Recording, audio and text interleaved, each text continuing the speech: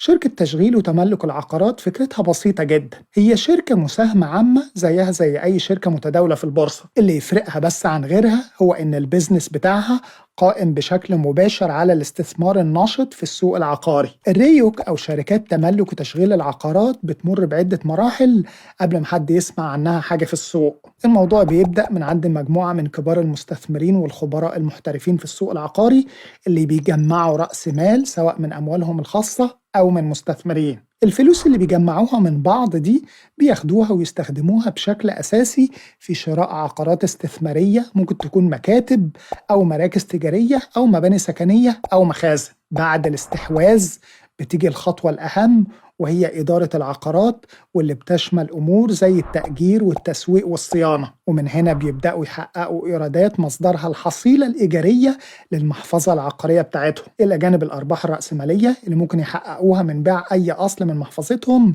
بسعر أعلى من سعر شرائه.